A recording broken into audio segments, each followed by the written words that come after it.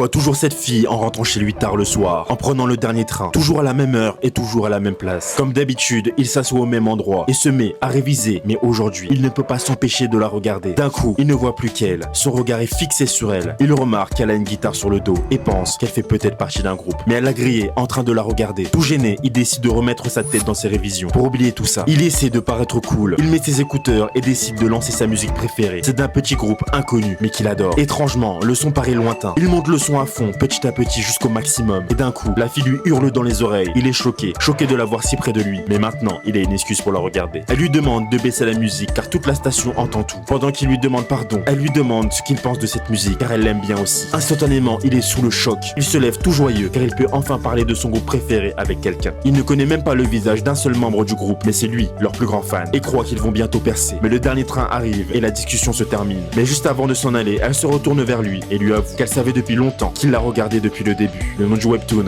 est écrit à l'écran.